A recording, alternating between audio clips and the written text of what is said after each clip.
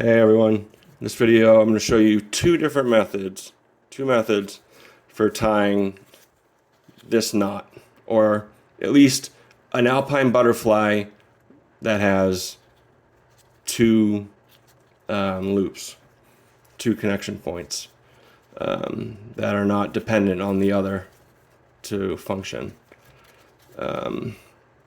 So here is the first method.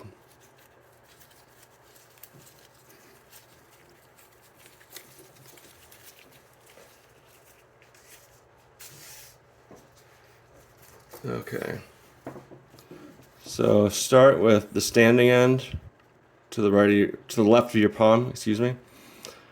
Put it under your thumb. Then make one wrap towards the middle of your fingers. Then make a third wrap going to the left of this strand here, and then in between the two prior strands. And then take another wrap around and get it kind of low like that, and then cross over the very first strand. So depending on which orientation you prefer, you would have something that looks like this. Okay. And then once you've done that, pull on this strand towards the bottom so that this starts moving up, and give yourself about good 6 or 7 inches of a loop, and then holding on to that strand, pull on the one that was to the right of it until they even out. Okay. Now you have this. So all you do now is you lift up the bottom strands and you put this top strands through it. Now at this point you have the opportunity, before you finish the knot, to make sure that everything is oriented and, the symmetry is there. Okay, and then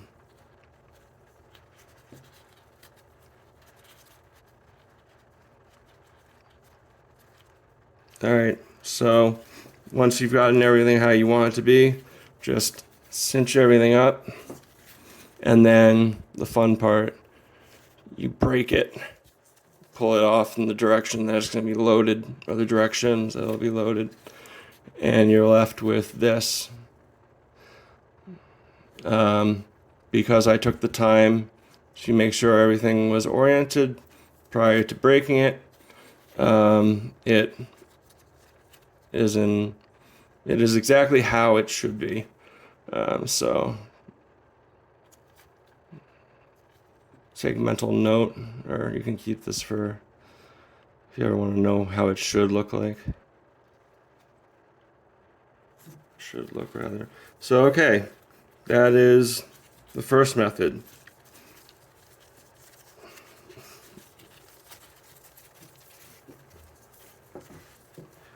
The second method is to tie a regular alpine butterfly, but with a long loop. So I'm tying it like this long. So then I'm just going to flip it over here in the middle. Okay, so I gave it a twist. Cross it over, gave it a twist. And then pinch in the middle. Bring this all the way around and into the middle here.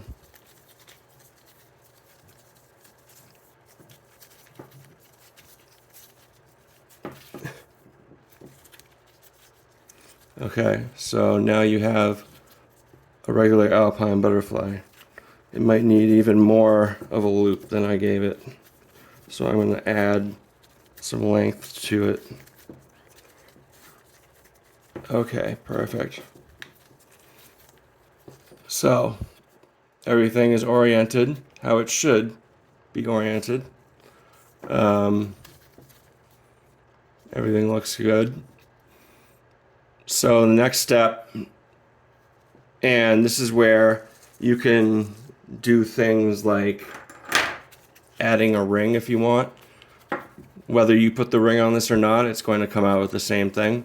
I'm just showing you because I can. A lot of people do this. They'll set up a line with an alpine butterfly and then realize that they forgot to put the ring on. And so if you ever are in that situation, you have a line up, and you needed an alpine butterfly with a ring, you can just lengthen the loop of your alpine butterfly and do the following. Put the ring on to the loop, and then on this side, not this side, not the X side. X is no. Parallel is go. I just came up with that. That's pretty clever. All right. So what you do now is you open up these strands, keeping them parallel, and you have this. So bring it through. And so now you have something that looks like this.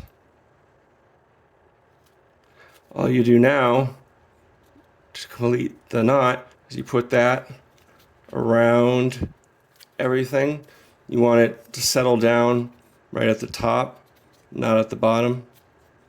And then so you've done that, and just pull on everything to get it nice and tight. And you have a double alpine butterfly with a ring on it. And had you not put the ring on it, it would have just looked like, this without the ring on it. So the ring is not a critical part of its structure and not necessary to tie this knot. So, all right. I hope you found this to be entertaining or useful. If you did, please hit like or consider subscribing or comment if you have comments. All right, thanks for watching.